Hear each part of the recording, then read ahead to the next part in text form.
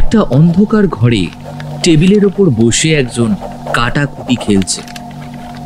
সে ছেলে না মেয়ে বোঝা যাচ্ছে না, কারণ তার গোটা শরীর ঢেকে আছে ঘরে জমাট বাঁধা অন্ধকারে। শুধু বোঝা যাচ্ছে ডায়েরির পাতায় খসখস করে কিছু লিখে চলেছে সে। টেবিল ল্যাম্পের আলোয় সেই ডায়েরির দিকে চোখ পড়লে দেখা যায় একটা মুখ আঁকছে সে। আর যেই মুহূর্তে মুখটি আঁকা সম্পন্ন হলো, সেই মুহূর্তে একটা কালো মার্কার পেন দিয়ে বিভৎসভাবে সেটা কেটে দিল সে। এবং সঙ্গে সঙ্গে তার মুখে ফুটে উঠল একটা বিকৃত হাসি। সে হাসির মধ্যে কি ছিল তা ঠিক বোঝা গেল না। তার কাটাকুটি খেলা শেষ হতেই টেবিলের উপর এতক্ষণ ধরে জ্বলতে থাকা ল্যাম্পটা বন্ধ হয়ে গেল, আর একটা নিকষ কালো অন্ধকার ছড়িয়ে গেল পুরো ঘরে।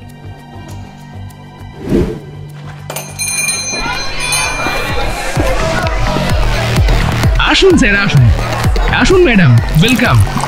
মিস্টার রায় কোন দিকে আছেন? মিসেস রায়কেও তো দেখছি না।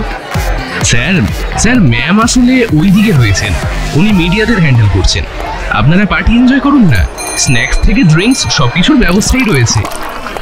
শুধু তরল আর নাচা গানা? হ্যাঁ অবশ্যই, স্যারের পার্টিতে নাচ গান হবে না এটা হতে পারে নাকি? সবই রয়েছে। কলকাতার বিখ্যাত বিজনেস টাইকুন অম্বরীশ রায় সম্প্রতি শহরে একটি নতুন ক্যাফে খুলেছেন। 2 মাস আগে এক নামকরা গায়িকাকে দিয়ে সেই ক্যাফের উদ্বোধন করিয়েছিলেন তিনি। উদ্বোধনের দিন থেকে শুরু করে গত 2 মাস ধরে সেই ক্যাফের জনপ্রিয়তা রীতিমতো তুঙ্গে। শহরের ছেলে থেকে বুড়ো সকলের মুখে ঘুরছে অম্বরীশের ক্যাফে 2 মিনিটসের নাম। আজ তাই তার এই ক্যাফের সাফল্যে তিনি নিজের বাড়িতে একটা পার্টি থ্রো করেন। সেই পার্টিতে মিডিয়ার লোক থেকে শুরু করে বিজনেস ফোরামের রথী মহারথীরা ছাড়াও শিল্পপতি, রাজনীতি ও প্রশাসনের সঙ্গে যুক্ত অনেক হেভিওয়েট রয়েছেন। অম্বরীশের 5 তলা বাংলোর নিচের 2টো ফ্লোরেই গিজগিজ করছে লোক। কি মিসেস মজুমদার, পার্টি কেমন এনজয় করছেন? এনজয়েবল, কার পার্টি দেখতে হবে তো। বিজনেস ক্লাবের সকলেই তো দেখছি এসেছেন। সুধাংশু বাবু, আপনাকে আজ আর বিরক্ত করবো না, আপনি তো গেস্টদের ওয়েলকাম করছেন, আমি বরং একটা ককটেল নিয়ে আসি। By the way, mister Bera, আপনি এখানে দাঁড়িয়ে কেন? ভিতরে আসুন। অ্যাকচুয়ালি আমি এই এলাম পার্টিটা একটু ঘুরে দেখি, তারপরে আপনাদের সঙ্গে জয়েন করছি। কেমন? মিস্টার বেরা, আজ বোধহয় জল মারতে এসছো, I right? Mind your language. ভুলে যেও না তুমি একজন সামান্য মাইনে করা চাকর। তোমার মতো 20 জনকে না আমি চাইলে পুষে রাখতে পারি। অবভিয়াসলি, কিন্তু এটাও সত্যি যে আমি আপনার রায় অ্যান্ড সন্স কোম্পানির ম্যানেজার, আপনার না। তাই বিহেভ ইয়োরসেলফ। আজকের দিনটা আমার মনে থাকবে। আমি কিন্তু তোমাকে ছাড়বো না, মাইন্ডেড। স্যার আপনি শুধু শুধু কেন মিস্টার বেরাকে ছুটিয়ে দিলেন বলুন তো? এমনিতে তো এই ক্যাফে নিয়ে একটা ইস্যু করেছেন স্যারের সঙ্গে, তারপর এই পার্টিটাও তো উনি নিতে পারেন। কি ভালো তাও এসেছেন, আমি তো ভেবেছিলাম। ইয়াং ম্যান, তুমি এখনো কচি খোকা, তুমি কি বোঝো বিজনেসের? যতই ভেতরে ভেতরে তরপাক, মিডিয়ার লোককে তো দেখাতে হবে স্যারের এই সাফল্যে মিস্টার বেরা কত খুশি। আর এরকম কত হুমকি তো উনি স্যারকে দিয়েছে, ঘাবড়ানোর কিছু নেই। জলে নামলে কুমিরের সাথে বিবাদ লাগবেই। শোনো, আমি খাওয়ার দিকে যাচ্ছি, কেমন? Okay sir. সেকেন্ড ফ্লোরের জানলার কাছেই হাসি হাসি মুখে মিডিয়ার সামনে বক্তব্য রাখছেন মিস্টার অ্যান্ড মিসেস রায়। তবে মিসেস রায়কে দেখে একটু উদাসীন লাগছে, মনে হচ্ছে কোনো বিষয় নিয়ে তিনি বেশ চিন্তিত। তবে নিজের চিন্তাকে তিনি সকলের সামনে প্রকাশ হতে দিচ্ছেন না। মৃদুমন্দ হাসিতে সকলকে ভুলিয়ে রেখেছেন, আর হাজবেন্ডের সঙ্গে তালে তাল মিলিয়ে কথা বলে চলেছেন সমান। Sir, Roy and sons water company থেকে হঠাৎ ক্যাফেটেরিয়া খোলা, দুটো পুরো ভিন্ন দিক। এই ক্যাফের আইডিয়াটা কোথা থেকে মাথায় এলো? একদিনে আসেনি, ভেবেছিলাম অনেক দিন ধরে। আসলে নতুন কিছু ইনভেন্ট করার ট্রাই করছি। তখন মনে হলো এই শহরের এত বিজি মানুষ, কখনো যদি মনে হয় চলার পথে 2 সেকেন্ডের জন্য কোথাও দাঁড়াবে, একটু বিরতি নেবে, তাহলে সেটা কোথায়? প্রচুর তো রেস্টুরেন্ট রয়েছে এই শহরে, কিন্তু সেখানে কি চাইলেই থমকে দাঁড়ানো যায় কয়েক মুহূর্তের জন্য? মন চাইলেও সবসময় পকেট পারমিট করে। সেই থেকেই এই 2 মিনিটস। স্যার, ক্যাফেটেরিয়ার মধ্যে গাছ। 2 মিনিটসে যারাই যাচ্ছেন তারা বলছেন এ যেন গাছেদের রাজ্য। এমন ইউনিক আইডিয়া কোত্থেকে পেলেন? আমার ওয়াইফকে দেখে।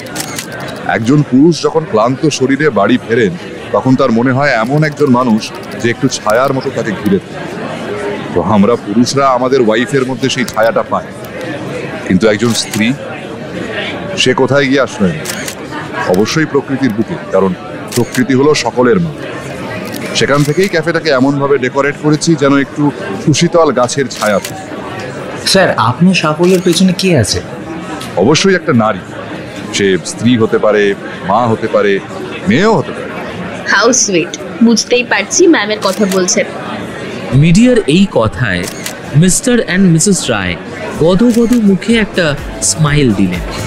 সঙ্গে সঙ্গে ক্যামেরার ফ্ল্যাশ ঝলকে উঠল 3-4 বার।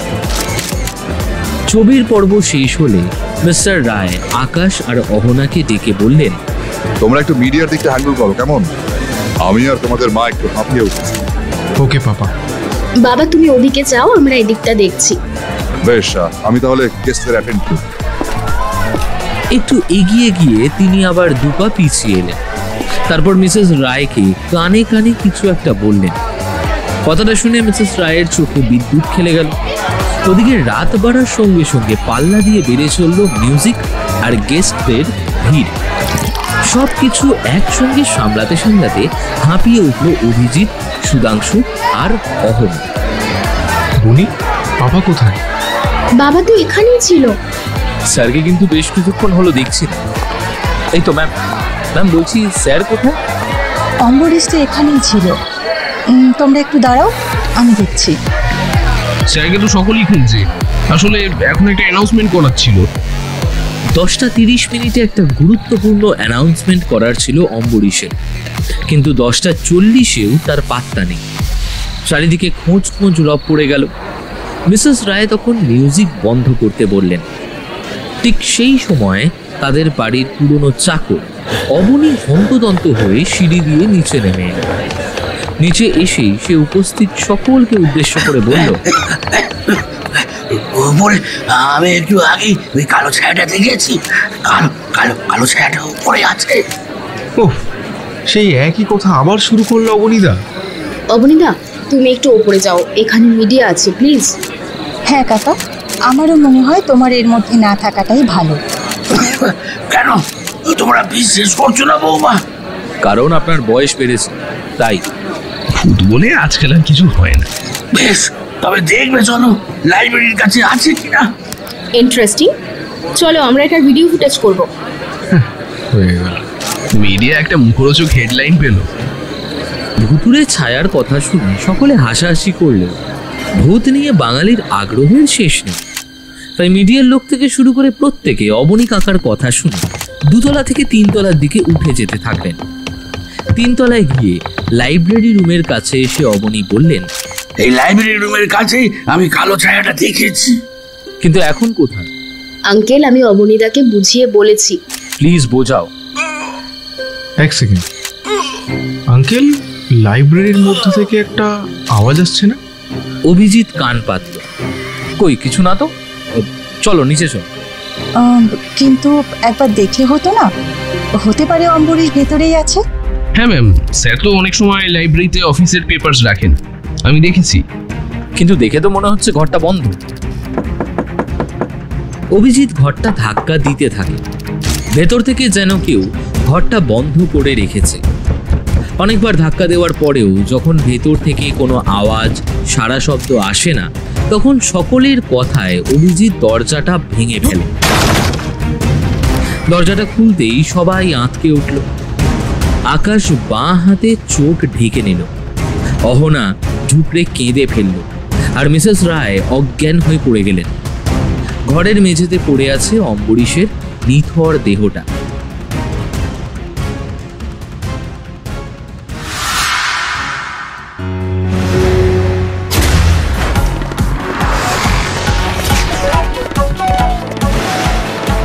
ব্রেকিং নিউজ, আজ রাত 10:30-এ নিজের বাড়ি রায়ভিলাতে রহস্য মৃত্যু হলো বিজনেস টাইকুন অম্বরীশ রায়। এই বাড়ির বহু পুরনো একজন সদস্য দাবি করেন যে তিনি রায়ভিলাতে মাঝে মাঝে কালো ছায়া দেখতে পান। এমনকি অম্বরীশ রায়ের মৃত্যুর কিছুক্ষণ আগেও সেই কালো ছায়া দেখা গিয়েছিল। অথচ ঘটনাস্থলে গিয়ে দেখা যায় গুলিবিদ্ধ হয়ে পড়ে আছেন অম্বরীশ রায়। ঘটনার 24 ঘন্টা হয়ে গেলেও এখনো পুলিশ কিছুই বুঝে উঠতে পারেনি। তবে কি পুলিশ প্রশাসনও নীরব দর্শক হয়ে থাকবে? জানতে হলে চোখ রাখুন আমাদের চ্যানেলে। কাকাই দেখো, একটা নতুন কেস। টেবিলের ওপর পেন নিয়ে খেলতে খেলতে চোখ না তুলেই চয়ন বলল, জানি, রহস্যময় মৃত্যু হয়েছে। অম্বরীশ রায়ের মৃত্যুর পিছনে কে রয়েছে বলে মনে হয় তোমার? সেটা তো কেসটা স্টাডি না করলে বলা যাবে না। তবে কি, কেন বারবার ছায়া তত্ত্ব উঠে আসছে বলতো? কেন আবার? অপরাধী নিজেকে আড়াল করতে চাইছে। এটা তো সবাই বলবে, তুই তো গোয়েন্দার সহকারী, নতুন কিছু ভাব। আমি বরং ততক্ষণে কচুরিগুলো পেটে চালান করি। প্রাইভেট ডিটেকটিভ চয়ন চ্যাটার্জি, বয়স 32 বছর, উচ্চতা 5 ফুট 2 ইঞ্চি। উজ্জ্বল শ্যাম বর্ণ চেহারাটাকে আরো বেশি আকর্ষণীয় করে তুলেছে তার ক্ষুরোধার মেধা ও তীক্ষ্ণ পর্যবেক্ষণ শক্তি। গ্র্যাজুয়েশন পাশ করে বেশ কয়েক বছর তিনি পুলিশের কনসালটেন্ট হিসেবে কাজ করেছেন। এখনো নানা কেসের জন্য পুলিশ কর্মকর্তারা তাকে ডেকে পাঠান। তবে বর্তমানে শহরের নিজস্ব একটা ডিটেকটিভ এজেন্সি খুলে একটু থিতু হয়েছেন দুধে এই গোয়েন্দা। বয়স অল্প হলেও ক্ষুরোধার বুদ্ধি ও বিচক্ষণতার পরিচয় তিনি দিয়ে এসেছেন তার প্রত্যেকটি কেস সলভিং এর ক্ষেত্রে, যে কারণে কলকাতা ও কলকাতার বাইরেও তার নাম ছড়িয়ে গেছে। বিজনেস টাইকুন অম্বরীশের মৃত্যুতে শহর জুড়ে যেমন তোলপাড় শুরু হয়েছিল, তেমনি পুলিশ কর্মকর্তাদের মাথার উপরে চাপ ছিল যে 72 ঘন্টার মধ্যে এই কেসটা সলভ করতেই হবে। কিন্তু 24 ঘন্টা পরেও পুলিশ কাউকে অ্যারেস্ট করতে পারেনি। তাই অগত্যা মধুসূদনের মতো অবশেষে সকলের মাথায় এলো চয়ন চ্যাটার্জির কথা। আর সঙ্গে সঙ্গে চয়নের ফোনটা বেজে উঠল।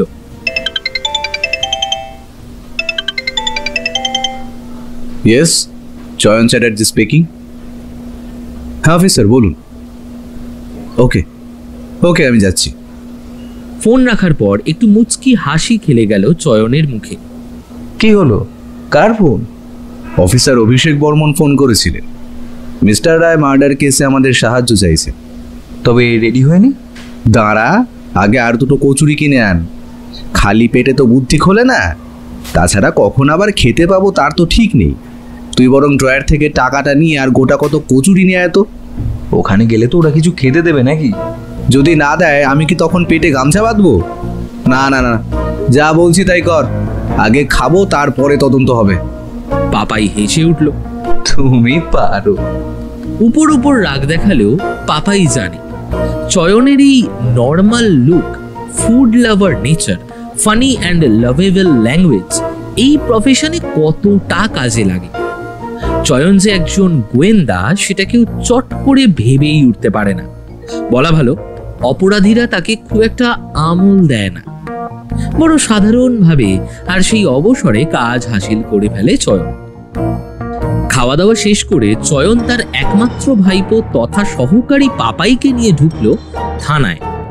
সেখানে অফিসার অভিষেক ছাড়াও ডিএসপি মিস্টার বোস ও অ্যাডিশনাল ডিএসপি মিস্টার দত্তও ছিল। সিনিয়র এই দুজন অফিসারের অনুমতি নিয়েই অফিসার অভিষেক মিস্টার রায় মার্ডার মামলার কেস ফাইল তুলে দিল চয়নের হাতে। আমি এই কেসে আপনার পাশে থাকবো। যে কোনো প্রবলেমে আপনি আমাকে পাশে পাবেন। বুঝতেই তো পারছেন, মিনিস্ট্রি লেভেল থেকে চাপ আছে, তারপর মিডিয়া জোকের মতো লেগে রয়েছে। তাই আগামী 24 ঘন্টার মধ্যে একটা পদক্ষেপ না নিতে পারলে ভীষণ সমস্যায় পড়ব। পাপাই চয়নের দিকে মিটিমিটি হাসলো। চয়নকে কিন্তু বেশ গম্ভীর দেখাচ্ছে। সে মুখেই কিছুই বলল না, শুধু কেস ফাইলের পাতাটায় চোখ বোলাতে লাগলো। বুঝলাম, তাই এই কারণে অপরাধীকে ধরা যায়নি, তাই তো? আপনি হাসছেন? আপনার বিষয়টা অদ্ভুত লাগছে না? কোনটা? লাইব্রেরি রুমে অম্বরীশের পাশে বা জানলার কাছে আর কারো পায়ের ছাপ না পাওয়াটা, নাকি জানলা দরজা সব বন্ধ করে খুন করাটা? কোনটা স্ট্রেচ? দুটোই। আমি কিন্তু এক্সপেক্ট করেছিলাম এটাই খুনি করবে। কিভাবে? ভালো মতো ভাবুন। এই অন্ধকার ছায়া কিন্তু একদিন নয়, দীর্ঘ বেশ কয়েকদিন ধরে রায়ভিলাতে দেখা যাচ্ছে। তার মানে খুনি পরিকল্পনা করেই এটা করেছে। বেশ ঠান্ডা মাথার খুন। ছায়ার বিষয়টা এই কারণেই সে সামনে আনতে চেয়েছে, যাতে সে নিজেকে আড়াল করতে পারে। তাই খুন করে সে যে নিজের পায়ের ছাপগুলো মুছে দেবে, এ আর নতুন কি? আর প্রযুক্তির যুগে দরজা থেকে পায়ের ছাপ মোছাটা বিশেষ কঠিন কিছু নয়। আচ্ছা, আপনি কোনো ক্লু পাননি? পেয়েছি। উপর মহল চাপ দিয়ে মিডিয়াকে সেই তথ্য প্রকাশ করতে দেয়নি, না হলে কেসটা আরো জটিল হয়ে যেত। কি? ঠিক মৃত্যুর আগের মুহূর্তে মিস্টার রায় আঁকাবাঁকা হাতে খুনির নাম লেখার চেষ্টা করছিলেন। ইন্টারেস্টিং। অক্ষর অ অ নামের তো আমি যতদূর জানি। এখানেই তো সব থেকে বড় সমস্যা। ছেলে মেয়ের নাম থেকে শুরু করে মিস্টার রায়ের স্ত্রী, ম্যানেজার, সকলের নাম অ দিয়ে। এমনকি বাড়ির বৃদ্ধ চাকরের নাম পর্যন্ত অ দিয়েই শুরু। এখন মিডিয়াকে শান্ত করতে গিয়ে অ নামে যাকে তাকে ধরে তো আর কেস বন্ধ করে দেওয়া যায় না। তার উপর ওরা আবার হেভি ওয়েট ফ্যামিলি। আচ্ছা, অ নামটা অম্বরীশের লেখা তো? এটা তদন্তকে ঘোরাতে খুনি লিখে দেয়নি তো? প্রথমে আমরাও এটাই ভেবেছিলাম যে তদন্তকে ভুল পথে চালিত করবার জন্য এটা খুনির একটা মাস্টার প্ল্যান। কিন্তু পরে আমাদের বিশেষজ্ঞরা কনফার্ম হয়ে জানিয়েছেন মৃত্যুর আগের মুহূর্তে মিস্টার রায় নিজে ওই অক্ষরটি লিখেছেন। এবারে রায় পরিবারের কথা বলি। আকাশ, অহনা ও অঞ্জলি রায়কে নিয়ে অম্বিকেশ বাবুর সুখের সংসার। বাড়িতে মিস্টার রায়ের বাবার আমলের পুরনো চাকর অবনী রয়েছে। অফিসের ম্যানেজার অভিজিৎ ভীষণ রকমেরই বিশ্বস্ত। কে যে কাজটা করতে পারে বা খুনের মোটিভ কি আছে তা কিছুই বোঝা যাচ্ছে না। আমি একবার মিস্টার রায়ের বাড়িতে যেতে চাই। চলুন, দুজনেই যাবেন তো? হ্যাঁ, তবে এই বেশে নয়। মানে? আমাকে আর আমার ভাইপোকে একটু সুটেড বুটেড হয়ে যেতে হবে। আমরা পরিচয় গোপন করেই যাব। মিস্টার রায় তো মারা গিয়েছেন, তাই বিদেশি কোনো ক্লায়েন্টের নাম নিয়ে যাওয়াই যায়। আমরা গিয়ে বলবো মিস্টার রায়ের সাথে আমাদের কথা হয়েছিল যে আমরা তার ম্যানশনেই থাকবো। আশা করি আপত্তি করবেন না। কিন্তু ওখানে থাকার কারণ জানতে চাইলে? সেটা তো আপনাকে বলতে হবে। একটু ক্লিয়ারলি খুলে বলুন তো। আপনি বলবেন আপনি ক্লু পেয়েছেন বিজনেস রাইভ্যালরাই এই কাজটা করেছে। আমার সঙ্গে একটি বিদেশি প্রজেক্ট নিয়ে মিস্টার রায়ের কথা হচ্ছিল, সেই কারণেই এই মার্ডার। আর তাই আপনারা আমাকেও নিরাপদে চোখে চোখে রাখতে চান। আপনাদের বিশ্বাস মিস্টার রায়কে যারা মেরেছে তারা আমাকেও মারবার চেষ্টা করবে, সেই কারণেই আপনারা ফুল প্রোটেকশন দিয়ে আমাকে রায় ভিলাতে রাখতে চান। আমরা গত 24 ঘন্টা ওদের ফ্যামিলিতে কারোরই এন্ট্রি অ্যালাউ করিনি। তবে আপনাদের আমি রেখে দিয়ে আসবো আর বলবো আমি নিজেই এয়ারপোর্ট থেকে আপনাদের পিক আপ করেছি। কিন্তু ঘটনার তদন্তের সময় দেখুন, আমি যদি খুব ভুল না করি, আমার অনুমান বলছে খুনি যেই হন তিনি মিস্টার রায়ের খুব কাছের কেউ। মিস্টার রায়কে তিনি দীর্ঘদিন ধরে চেনেন, নইলে এমন আটঘাট বেঁধে খুন করা তো ইম্পসিবল। আপনি কি করে বুঝলেন? আপনি শুরু থেকে একবার সবটা ভাবুন। তার আগে বরং আমাদের জন্য একটু চায়ের ব্যবস্থা করলে ভালো হয়, গলাটা শুকিয়ে এলো। ও শিওর। তবে একটা কথা কিন্তু মানতেই হবে মিস্টার চ্যাটার্জি, আপনার এই সাদামাটা চেহারাটা দেখে আপনাকে ব্যবসায়ী অথবা সাংবাদিক স্তরে সহজেই ফেলে দেওয়া যায়, তবে গোয়েন্দা হিসাবে ধরা যায় না। চয়ন হাসতে হাসতে পাপাইয়ের পিঠ চাপড়ে দিল। মিস্টার রায়ের লাইব্রেরি রুমের মেঝেতে মার্বেল বসানো নিশ্চয়ই? হ্যাঁ। আর লাইব্রেরির দরজায় কাঁচ? হ্যাঁ। আর লাইব্রেরির বাইরের ব্যালকনিও মার্বেলের। বাইরের রাস্তার মেঝে ও গাড়ির শোরুমে ওখানে টাইলস। বুঝতেই তো পারছেন বড় লোকের ব্যাপার স্যাপারে যা হয় আর কি। তাহলে এটা হাইড্রোফ্লুরিক অ্যাসিডের কামাল। শক্তিশালী অ্যাসিড দিয়ে কাঁচ, ধাতু বা মার্বেলের উপর কিছু দাগ থাকলেও সেটা মুছে ফেলা সম্ভব। You are really genius. আমরা ফ্লোর টেস্ট করিয়েছিলাম, অ্যাসিডের প্রমাণ মিলেছে, কিন্তু সিনিয়ররা আমাকে কথাটা চেপে যেতেই বলেছিলেন, তাই আমাকে দেওয়া ফাইলে কথাটা চেপে গিয়েছিলেন আমায় টেস্ট করার জন্য, তাই না? অভিষেক সম্মতি সূচক হাসলেন। কিন্তু আপনি ঘটনাস্থলে না গিয়ে কি করে বুঝে গেলেন? এটাই তো আমার কাকাইয়ের ক্যারিশমা। খুনি যেই হোক আর তার পরিচয় যাই হোক, দুটো বিষয় কিন্তু ভীষণভাবে পরিষ্কার। সে শিক্ষিত আর তার খুনটা ঠান্ডা মাথা। তাই তাৎক্ষণিক রাগে এই ঘটনা ঘটেনি, কোনো প্রতিশোধ স্পৃহার কারণেই এই কাজটা ঘটানো হয়েছে। যাই হোক, এবার চলুন রায়ভিলায় বরং যাওয়া যাক। আমার সিক্স সেন্স বলছে বাইরে থেকে এই সুখী পরিবার দেখানো হলেও ভেতরে অনেক ছোট ছোট ফাঁক রয়েছে। সেই ফাঁকগুলো খুঁজে পেলেই জানা যাবে যে ছায়ার আড়ালে আসলে কে রয়েছে। দুপুরের আগেই চয়ন আর পাপাইকে নিয়ে অফিসার পৌঁছে গেলেন ভিলাতে। 5 তলা সেই বাংলোর মধ্যে সুইমিং পুল থেকে শুরু করে বাগান, ক্রিকেট ও ব্যাডমিন্টন খেলার মাঠ, সিনেমা দেখার জন্য হল সবই রয়েছে।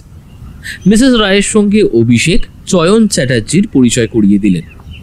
মিসেস রায়, ইনি মিস্টার চ্যাটার্জি, আজই দিল্লি থেকে এসেছেন।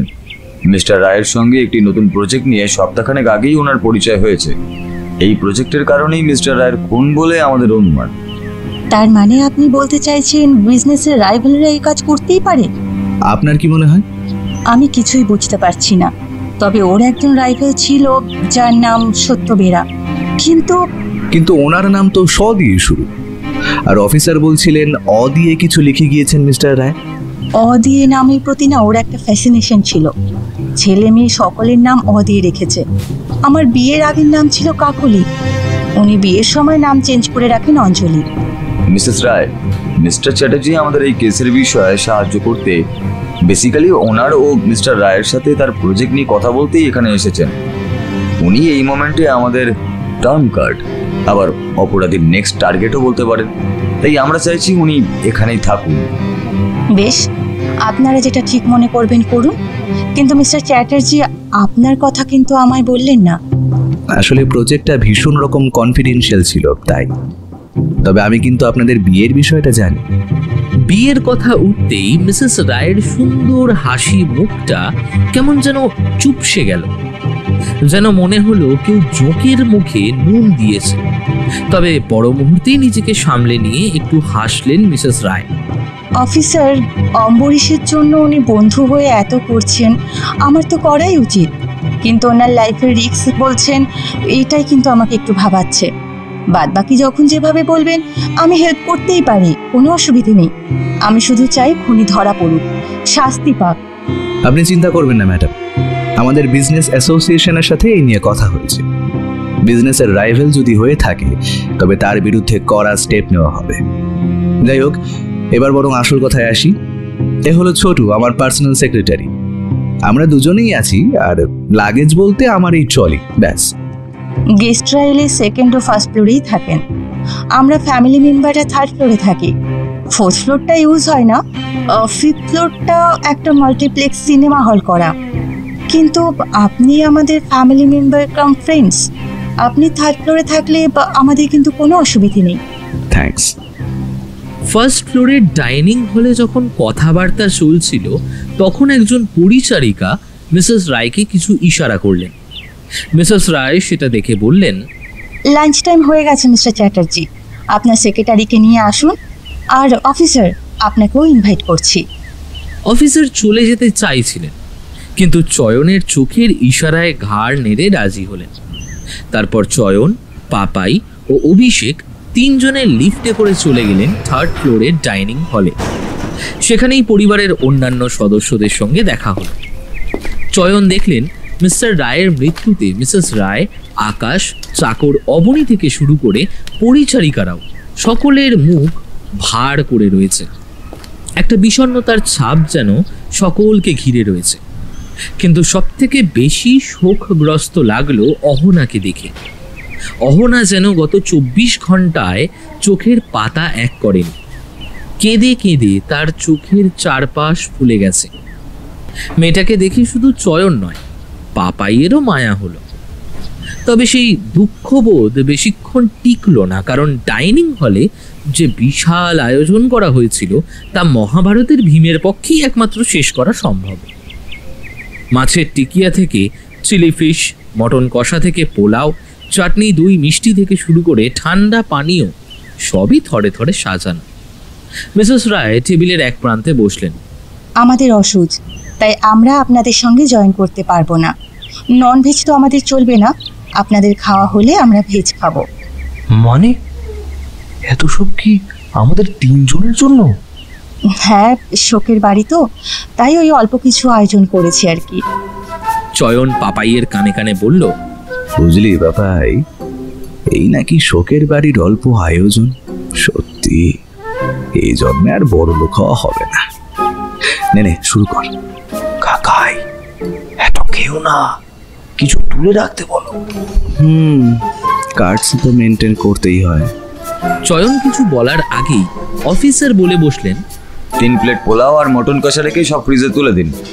চয়ন এই কথায় ভয়ানক দুঃখ পেলেও মুখে বললেন, হ্যাঁ, এত খাওয়া পসিবল নয়। আমার জন্য 2 প্লেট করে প্রতিটা আইটেম রেখে আপনি তুলে দিন। পাপাই চিমটি কাটলো চয়ন। চয়নের শেষ হবে নজর নেই। লোকজন ভুলে সে 2 প্লেট পোলাও, 2 প্লেট মটন কষা আর সব কিছু 1 প্লেট করে খেয়ে আই ঢাই করতে লাগলো। শেষ পাতে ঠান্ডা পানীয় ও আইসক্রিম খেয়েও যখন পেট ঠান্ডা হলো না, তখন বাথরুমে ছুটতে হলো তাকে। চয়নের খাবার এই বহর দেখে রায়বাড়ির সকলেই বেশ কৌতুক পেলেন। অফিসার মুচকি মুচকি হাসতে থাকলেন। অন্যদিকে পাপাই লক্ষ্য করলো অহনাও যেন এই শোক ভুলে একটু হাসলো। পাপাইয়ের মনে হলো হাসলে বেশ মিষ্টি লাগে অহনাকে। 2-3 বার বাথরুম থেকে ঘুরে এসে চয়ন সোজা আকাশের ঘরে চলে গেল। বলুন মিস্টার চ্যাটার্জি। বলছি, তোমার কাছে নরফ্লক্স আছে? হ্যাঁ, একটু ওয়েট করুন, দিচ্ছি। আকাশ ওয়ার্ড্রপ খুলে তার মেডিসিনের বাক্সটা খুঁজতে লাগলো। এই সুযোগে চয়ন পুরো ঘরটা একবার জরিপ করে নিল। বিজনেস টাইকুনের ছেলের ঘরের মধ্যে যেরকম ঐশ্বর্যের প্রকাশ থাকার কথা, তার থেকে কম কিছু নেই এই ঘরে। কিন্তু ব্যতিক্রম একটা জিনিস দেখে চয়ন সেদিকে এগিয়ে গেল। ঘরের উত্তর কোণে কাঠের আলমারি আর দেওয়ালের মাঝে গলির মতো ছোট্ট একটু ফাঁক, সেখানে একটা ক্যানভাস রয়েছে আর ক্যানভাসের ওপর একটা সাদা চাদর দেওয়া। চাদরটা তুলতে যাবে এমন সময় আকাশ মেডিসিন নিয়ে চলে এলো। মিস্টার চ্যাটার্জি, এই নিন আপনার মেডিসিন। জল? হ্যাঁ, এই নিন। চয়ন মেডিসিনটা খেয়ে নিল। বেটার লাগছে? এখন কি আর বুঝবো, একটু ঘুমোতে হবে।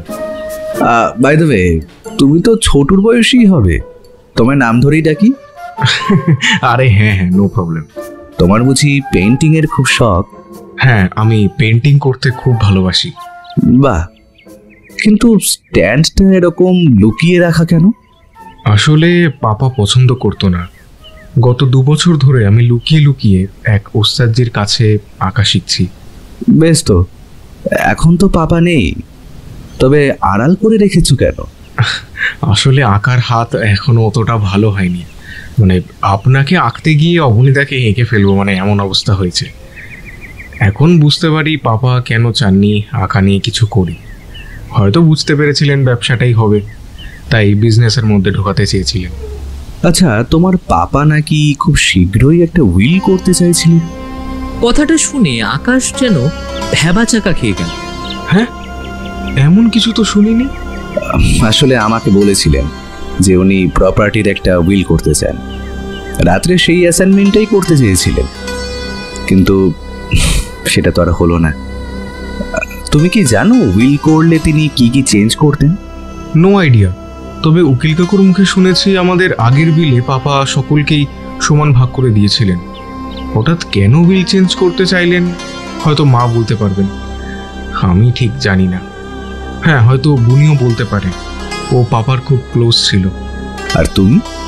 মেয়েরা অ্যাকচুয়ালি ওই পাপা কি পারি হয় আর ছেলেরা মায়ের। আমি আমার মায়ের খুব ক্লোজ ছিলাম, তবে পাপাও আমাকে খুবই ভালোবাসতেন। ঠিক সেই সময় আকাশের ফোনে একটা ফোন এলো। আকাশ ফোনটা হাতে নিয়ে বলল, এক্সকিউজ মি। ঘরের মানুষ যখন এক্সকিউজ মি বলে, তখন গেস্টকে ভদ্রতার খাতিরে হলেও বেরিয়ে আসতে হয়। সৌজন্যমূলক হাসি হেসে চয়ন ঘর থেকে বেরিয়ে গেল। চয়ন ঘর থেকে বেরোনোর পরেই স্ট্যান্ড থেকে পেপারটা খুলে কুটি কুটি করে আকাশ তার ঘরের ডাস্টবিনে ফেলে দিল। তারপর একটা স্বস্তির নিঃশ্বাস ফেলে বলল, গড সেভ মি। আকাশের ঘর থেকে বেরিয়েই অহনার ঘরে নক করলো চয়ন। তবে এইবার তার সঙ্গী পাপাই। অহনা শুকনো মুখে দরজা খুললেও চয়ন আর পাপাইকে দেখে তার মুখে হাসি ফুটল। চয়ন পেটে হাত বোলাতে বোলাতে রোগীর মতো মুখ করে অহনার ঘরে ঢুকে বলল, আসলে আমার ঘরে এসিটা না ঠিক কাজ করছে না, তাই ভাবলাম অন্য ঘরগুলো একটু ঘুরে আসি। আমি এক্ষুনি অবনীতাকে বলে এসি লোক পাঠাচ্ছি ঘরে। আরে বসুন না, একটু পরে ফোন করবে। চয়ন যেন খুব কষ্ট করে হাসছে এমন মুখ করে বলল, হ্যাঁ, তোমার বাবা আমার থেকে বয়সে বড় হলেও আমরা বিজনেস সূত্রে বন্ধুই ছিলাম, তাই এত ফর্মালিটি মেনটেন করতে হবে না। অসুবিধা হলে আমরাই বরং অবনীতাকে ডেকে। বাবা আমাকে খুব ভালোবাসতে। পাপাই পকেট থেকে রুমালটা বের করে এগিয়ে দিল অহনার দিকে। অহনা চোখের জলটা মুছে পাপাইকে ফেরত দিল। আচ্ছা, এই যে পুরো ঘটনাটা, এতে তোমার কাউকে সন্দেহ হয়? অহনার মুখটা শক্ত হলো, মনে হলো সে কিছু বলতে গিয়েও থেমে গেল। দেখো, এটা তোমাদের ব্যক্তিগত ব্যাপার হলেও এর সঙ্গে তো আমার জীবনটাও জড়িয়ে আছে। তুমি বোধহয় জানো না, তোমার বাবা আমার সঙ্গে একটি কনফিডেন্সিয়াল কাজ করছিলেন, সেই কারণেই। ব্যবসার কারণে বাবা খুন হননি। কথাটা যেন মুখ ফসকে বলেই জিভ কাটলো অহনা। তবে আমার মনে হয় কোনো ব্যক্তিগত আক্রোশ। অভিজিৎ আঙ্কেল একটা হিসেব ভুল চুক করেছিলেন। বাবা অভিজিৎ আঙ্কেলকে টার্মিনেট করতে চেয়েছিলেন। তুমি এই কথা পুলিশকে বলেছিলে? না, বলিনি। আপনাকেও হয়তো বলতাম না যদি না আপনি বাবার বন্ধু হতেন আর এতটা ফ্রেন্ডলি হতেন।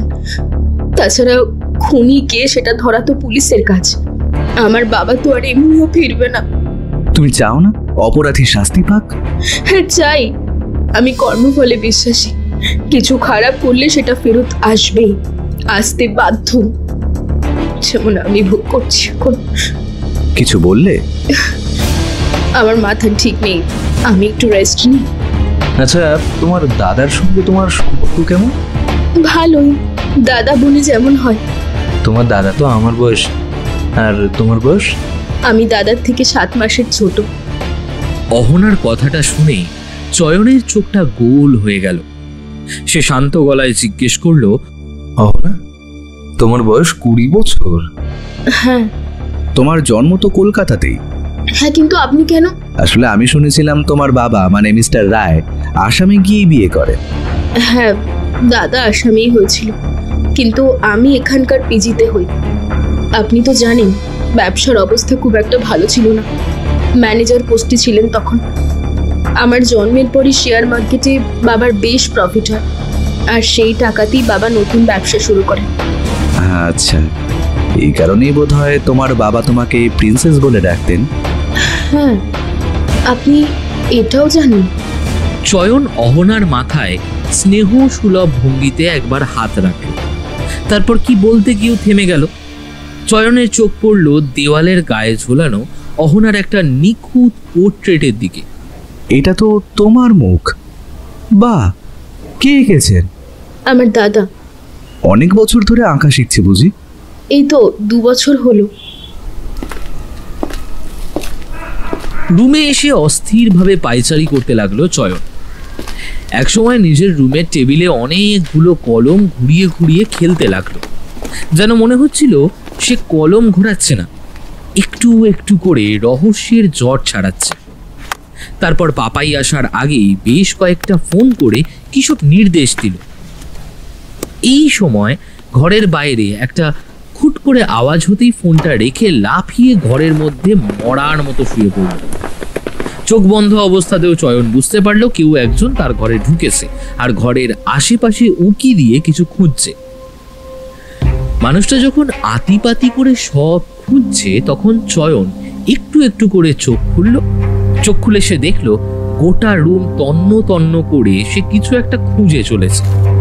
সে আর কেউ নয়, বাড়ির সবথেকে পুরাতন বিশ্বস্ত চাকর অবনী। ঠিক এই সময় পাপাই ঘরে আসলো। পাপাইকে দেখেই একটু সতর্ক হয়ে গেল অবনী। আপনি এখানে? মানে আপনাদের কিছু লাগবে কিনা জানতে এসেছিলাম। কাকাই তো শুয়ে আছে, আপনি মেঝেতে কি খুঁজছিলেন? আসলে মানে এমন সময় আড়মোড়া ভেঙে উঠে বসে চয়ন। তাকে দেখে স্পষ্ট মনে হচ্ছে তার চোখে গভীর ঘুম লেগে আছে, আর কথায় নিদ্রাচ্ছন্ন ভাব স্পষ্ট। কে এসেছে রে? আগে আমি। ও ভালো হলো এসেছো, দুটো কড়া করে কফি নিয়ে এসো তো। অবনী মনে হলো একটু হাঁফ ছেড়ে বাঁচলো। কফি আনার অজুহাতে এসে ঘর থেকে বেরিয়ে গেল। লোকটাকে কিন্তু আমার বেশ সন্দেহের লাগছে। তুমি ভুলে যেও না, এর নামও কিন্তু অ দিয়ে শুরু। কিন্তু খুনের পিছনে ওনার কি মোটিভ থাকতে পারে? হতেই পারে কোনো পুরনো বিবাদ বা কত, হয়তো এটাই সত্যি, হয়তো বা অন্য কিছু। কফি খেয়ে চয়ন পাপাইকে নিয়ে বেরিয়ে ট্যাক্সিতে ঘন্টাখানেক ঘুরে গিয়ে পৌঁছলো 2 মিনিটসে।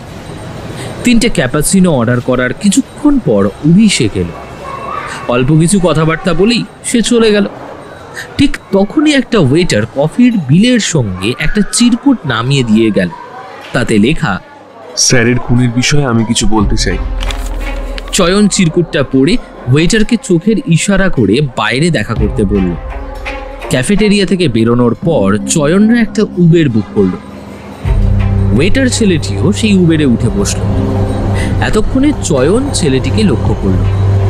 বয়স ওই 38-এর কোঠায়, গায়ের রং ধবধবে, দীর্ঘাঙ্গী চেহারা, এক কথায় রীতিমতো সুপুরুষ।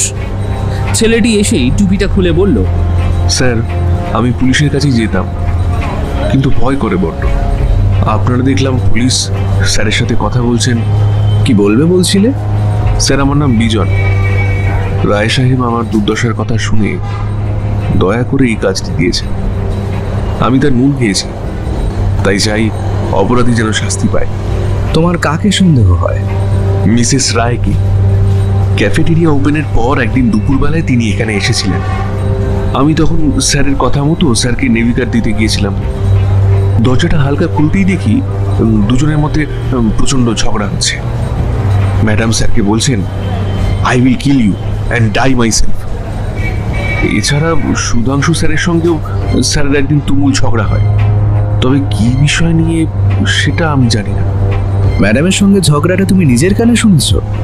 স্যার ম্যাডাম বারবার যে এই কথাটা বলছিলেন সেটা আমি ফোনে ভিডিও করেছি, দেখবেন? বেশ, কাল সকালে তোমাকে ফোন করব, রায়ভিলাতে চলে এসো, তোমাকে সাক্ষ্য দিতে হবে। বিজন সম্মত হলো। বিজন নেমে যাওয়ার পরে চয়ন কিছু জিজ্ঞাসাবাদের জন্য পিজিতে গেল। তারপর ওই গাড়িতে করে আবার রায়ভিলার উদ্দেশ্যে রওনা দিল। রায়ভিলাতে নেমে ট্যাক্সির ভাড়া মেটাতে গিয়ে চয়ন লক্ষ্য করলো একটা BMW গাড়ি অনেকক্ষণ ধরে তাকে ফলো করছে। চয়ন কিছু বুঝতে না দিয়েই একটা আধলা ইট পেছন দিকে ছুঁড়ে মারল। সঙ্গে সঙ্গে গাড়ির কাঁচটা ফেটে গেল। গাড়ির মধ্যে বসে থাকা ব্যক্তি স্পিডে বেরিয়ে গেলেও চয়ন তার মুখ দেখে ফেলল। লোকটি মিস্টার রায়ের সব থেকে বড় রাইভেল সত্যবেরা। সত্যবেরা ফলো করছে, কিন্তু কেন? ভয় নাকি অন্য কোনো কারণে? বাড়িতে এসেই পাপাইকে আকাশের ঘরে পাঠিয়ে চয়ন মিসেস রায়ের ঘরে চলে গেল। আসুন মিস্টার চ্যাটার্জি। আমার কোমোডের ফ্ল্যাশটা না কাজ করছে না, আপনারটা ইউজ করতে পারি? হ্যাঁ শিওর। চয়ন মিসেস রায়ের ঘরের চারিদিক দেখতে দেখতে এগিয়ে গেল ঘর লাগোয়া কোমোডের দিকে। হঠাৎ এক জায়গায় এসে তার চোখটা থমকে গেল। কোমোড লাগোয়া দেওয়ালের কোণে কাঁচের ছোট্ট তাকে একটা ছোট্ট ফ্লাওয়ার ভাস, কিন্তু তাতে কোনো ফুল নেই। মিসেস রায়, এতে ফুল নেই কেন? কথা বলতে বলতেই ফ্লাওয়ার ভাসটা হাতে তুলে নিল চয়ন। ফ্লাওয়ার ভাসের একটা জায়গায় চোখ আটকে গেল তার। পরক্ষণেই সন্নিগ্ধ দৃষ্টি বদলে ফেলল মুগ্ধতায়। How beautiful! আপনাদের কলকাতায় এত সুন্দর জিনিস পাওয়া যায়? আমি এরকম একটি নেব। সরি, এটা না আমি ঠিক জানি না কোথা থেকে আনা হয়েছে। এটা আমাকে অহনা গিফট করেছে। ওটা ওখানেই রেখে দিন, জায়গা থেকে সরালে মেয়ে ভীষণ রেগে যায়। কিন্তু মিসেস রায়ের কথা শেষ হওয়া অবধি চয়ন অপেক্ষা করতে পারল না। সে যেন প্রাকৃতিক বেগ আর আটকাতে পারছে না। এই ভঙ্গি করে পেটে হাত দিয়ে পড়ি কি মরি করে ছুটল। মিসেস রায় এই দৃশ্য দেখে হেসে ফেললেন। আধ ঘন্টা পরে বেরিয়ে এলো চয়ন। তোয়ালেতে হাত মুছতে মুছতে মিসেস রায়কে বলল, আকাশ জানে যে ওর বাবা মিস্টার রায় নন? মিসেস রায় যেন ভূত দেখার মতো চমকে উঠলেন। আপনি কি করে জানলেন? আমি সবই জানি। আপনাকে যেটা জিজ্ঞেস করছি আপনি শুধু সেটুকুই বলুন। না, এটা শুধু ও কেন, কেউই জানে না। এই গোটা পৃথিবীতে একমাত্র 3 জন সত্তা জানে, আমি, অম্বরীশ আর পৃথ্বীশ। পৃথ্বীশবাবু কি করে মারা যান? বম ব্লাস্টে? হ্যাঁ, তখন আমার 17 বছর বয়স। পৃথ্বীশকে ভালোবেসে বিয়ে করেছিলাম, কিন্তু তখন কি জানতাম যে ও নাশকতামূলক কাজের সঙ্গে জড়িয়ে? যখন জানলাম তখন অনেক চেষ্টা করেছি, কিন্তু নিত্য অশান্তি হতো। ও আমার কোনো কথাই শুনতো না, আমাকে মারধর করত। পরিবারের অমতে বিয়ে করেছিলাম বলে বেরিয়ে আসার কোনো পথ ছিল না। তারপর পৃথ্বীশ মারা যাওয়ার পরেই তো আসামের এক চা বাগানে কাজ করতে শুরু করেন আপনি, আর সেখানেই তো অম্বরীশ বাবুর সঙ্গে আপনার আলাপ। এইসব কথা নিকট আত্মীয়রাও জানে না। আমি তখন 3 মাসের প্রেগনেন্ট। পৃথ্বীশ নেই, চা বাগানের ম্যানেজার হয়ে এসেছিল অম্বরীশ। সেই সময় ওকে ভালোবেসে ফেলি, ও আমাকে বিয়ে করে। আকাশকে ও কোনোদিন বুঝতেই দেয়নি যে আকাশ ওর বাবা নয়। কিন্তু আপনি নিশ্চিত তো আকাশ কিছু জানে না? আতঙ্কে আঁতকে উঠলেন মিসেস রায়।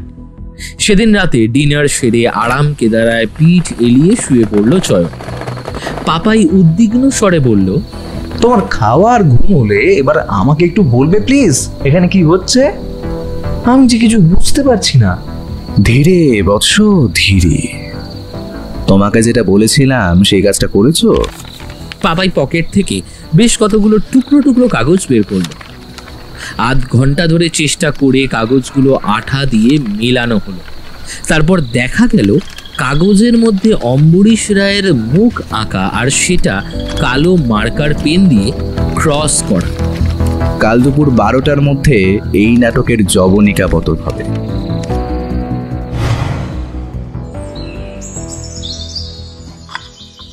সকাল 8টায় চা খেয়ে আকাশের সঙ্গে গল্প করছিল চয়ন। আজ অহনাও ঘর ছেড়ে বেরিয়ে এসেছে টি পার্টিতে। ঠিক সেই সময় হন্তদন্ত হয়ে সুধাংশু আর অভিজিৎ দরজা ঠেলে ঘরে ঢুকল। স্যার, আপনি আমাদের ডেকেছেন? ডেকেছি। অফিসারের মুখ থেকে নিশ্চয়ই আমার পরিচয়টা পেয়ে গিয়েছেন। হ্যাঁ, অফিসার ফোন করে বলেছেন আপনার কথার যেন ঠিকঠাক উত্তর দিই। অভিজিৎ আপনাকে টার্মিনেট করার সিদ্ধান্ত নিয়েছিলেন মিস্টার রায়, কেন? আমি কোম্পানির স্বার্থে স্যারকে জিজ্ঞেস না করে কিছু সিদ্ধান্ত নিয়েছিলাম, সেটা স্যারের ইগোতে লেগে যায়, তাই। সিদ্ধান্ত নেওয়ার পাওয়ার কি আপনার আছে? আপনার কাছে কি পাওয়ার অফ অ্যাটর্নি ছিল? না, আসলে স্যার যখন একটা বিজনেস পারপাসে দুবাই গিয়েছিলেন, তখন ম্যামকে দিয়ে আমি যাবতীয় পেপারসে সাইন করিয়ে কোম্পানির ভালোর জন্য একটা সিদ্ধান্ত নিই, যেটা স্যারের পছন্দ ছিল না। বুঝলাম। আর সুধাংশু বাবু, আমি মিস্টার রায়ের কাছে শুনেছিলাম আপনার সঙ্গে নাকি দিন কয়েক আগে বেশ ভালো মতো একটা ঝামেলা হয়েছিল মিস্টার রায়ের। কারণটা কি জানতে পারি? আমি মানে আপনি সত্য বেড়ার হয়ে কাজ করছিলেন আর কোম্পানির যাবতীয় তথ্য তাকে প্রোভাইড করছিলেন, যেটা মিস্টার অম্বরীশ ধরে ফেলেছিলেন। Am I right? হো হো করে হেসে উঠল চয়ন। মুহূর্তের মধ্যে ফ্যাকাশে হয়ে গেল সুধাংশুর মুখ।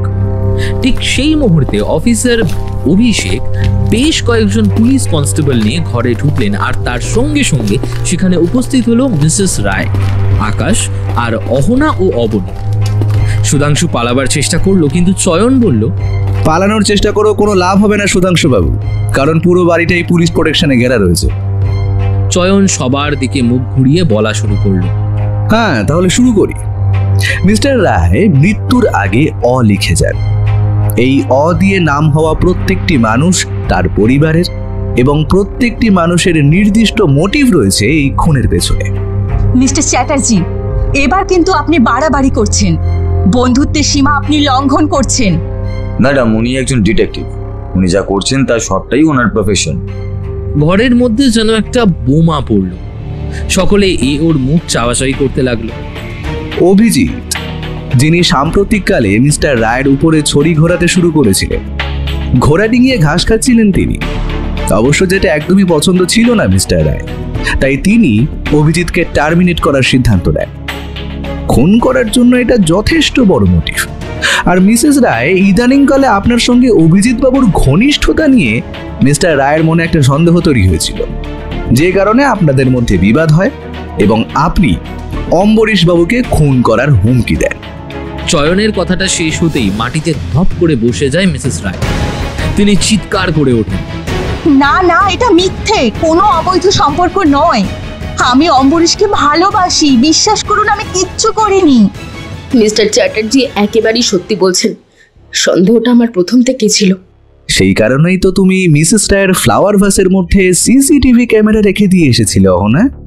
হ্যাঁ, আমি করেছিলাম। বাবাকে এভাবে ঠকানোটা আমি একেবারেই মানতে পারিনি। হ্যাঁ, হয়তো ভুল করেছি, কিন্তু এই জন্য যে অভিজিৎ আঙ্কেল আর মা মিলে বাবাকে শেষ করে দেবে, আমি সেটা ভাবতে পারিনি। আমার ভুল হয়েছে। কথাগুলো বলতে বলতে কাঁদতে শুরু করে অহনা। মিসেস রায়, আমি জানি আপনি এই কাজ করেননি, কিন্তু আকাশ, তুমি কি করে এটা করলে? যে মানুষটাকে ছোট থেকে পাপা বলে ডেকে এসেছো, তাকে মারতে তোমার হাত কাঁপলো না, তাই তো? না না, এ মিথ্যে, আমি বাবাকে মারিনি। দাদা তো সিরাতে আমার সঙ্গী ছিল। ও নির্দোষ মিস্টার চ্যাটার্জি, ও নির্দোষ।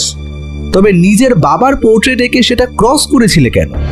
বলছি, সব বলছি। আমি কখনো ভাবতে পারিনি আমি পাপার নিজের ছেলে না, কিন্তু একটা ঘটনার পর আমার মনে সন্দেহ তৈরি হয়। আমার গুরুজি বলেন বাবা মায়ের সাথে সন্তানের মুখের মিল থাকে, কিন্তু পাপার সঙ্গে অহনার মুখের যে মিল ছিল, আমার সঙ্গে সেই মিল নেই। ছোট থেকে বিষয়টা দেখলেও কোনোদিনও অতটা গুরুত্ব দিইনি, কিন্তু একদিন মায়ের পার্সে একটা ছবি দেখলাম। ছবির মানুষটার মুখভঙ্গির সঙ্গে আমার মুখের অনেক মিল। তারপর খোঁজ খবর নিয়ে আমি সত্যিটা জানতে পারলাম। খবরটা জানার পর আমি ডিপ্রেশনে চলে যাই। তখন শুধু পাপা নয়, মা এবং সেই ভদ্রলোকের ছবি এঁকে ক্রস করতাম। সেসব ছবি আমার ঘরেই আছে, আমি দেখাতে পারি। মিসেস রায়, আপনার কিছু বলার আছে? মিসেস রায়ের চোখ থেকে টপ টপ করে জল ঝরতে শুরু করলো। অভিষেক, মিস্টার অভিজিৎকে অ্যারেস্ট করুন। ওনার আসল নাম পৃথ্বীশ মজুমদার। উনি আইনের চোখে এত বছর ধরে নিজেকে মৃত করে রেখেছেন। উনি একজন টেররিস্ট। উনি আকাশের বাবা আর মিসেস রায়ের এক্স হাজবেন্ড। কথাটা শোনার পর অহনা কাঁদতে কাঁদতে মাকে জড়িয়ে ধরল। তোর মা খারাপ নয় রে মা, তোর মা খারাপ নয়। আকাশ, তুমি তোমার কথার মধ্যে একটা সত্যি লুকিয়ে গিয়েছিলে। সেটা হলো এটাই যে তুমি তোমার বাবার কোনো ছবি দেখোনি। তোমার মায়ের রিকোয়েস্টে যেদিন অভিজিৎ এখানে রিক্রুট হলেন, সেদিন ওকে প্রথম দেখে তুমি চমকে গিয়েছিলে, কারণ তোমাদের চেহারার মধ্যে যে একটা মিল আছে সেটা প্রথম দর্শনেই চোখে পড়ে। তারপর দীর্ঘদিন নজর রাখতে রাখতে তুমি বুঝতে পারো অভিজিৎ তোমার মাকে ব্ল্যাকমেল করছে, আর সেই ব্ল্যাকমেলের কারণ তুমি। কি ঠিক বললাম তো? হ্যাঁ, আমি ওদের দেখি সত্যিটা ফিল করি। অহনা, তুমি একটা ভুল করেছিলে। তুমি সত্যি না জেনেই বাবাকে একটা অসম্পূর্ণ তথ্য দিয়েছিলে। তোমার বাবাও প্রথমে তোমার মাকেই সন্দেহ করেন, কিন্তু পরে তিনি সত্যিটা বুঝতে পারেন। পার্টির রাত্রে তিনি যে অ্যানাউন্সমেন্টটা করবেন ভেবেছিলেন, সেটা এটাই যে পুলিশকে ডেকে তিনি পৃথ্বীশকে ধরিয়ে দিতেন। কি মিসেস রায়, পার্টিতে উনি আপনাকে সরি বলেছিলেন তো কানে কানে? কিন্তু আমি মিস্টার রায়কে খুন করিনি। আমি লোভী, আমি চামার, আমি সব ঠিক আছে এগুলো, কিন্তু মিস্টার রায় আমার সন্তানকে বড় করেছেন, আমি কেন তাকে খুন করতে যাব? কারণ তিনি তোমার সত্যি সামনে আনতে চাইছিলেন, তোমার সব খেলা শেষ করে দিতে চাইছিলেন, তাই তুমি এ কাজ করেছো। অভিষেক, অ্যারেস্ট করো। না, এ মিথ্যে, এখন আমি করিনি, সব মিথ্যে, আমি এসব করিনি, আমি কোনো খুন করিনি। অভিজিৎ গ্রেপ্তার হয় সোমবার। সেদিন রাতে পাপাই যখন নিচে সকলের সঙ্গে গল্প করছিল, তখন চয়ন বারবার পার্টির ভিডিও ফুটেজটা দেখতে থাকে। কোথাও গিয়ে তার মনের মধ্যে একটা খটকা লাগে। বিড়বিড় করে সে বলতে থাকে, ভুল, একটা সূত্র মিলছে না, কিছু তো একটা মিসিং আছে। সে রাত্রে সারা রাত ঘুম আসে না চয়নে। পাপাই যখনই রাতে জল খেতে ওঠে, সে অবাক চোখে তাকিয়ে দেখে তার কাকাই আকাশের তারা গুনছে। বড্ড বেশি বিব্রত লাগছে তাকে।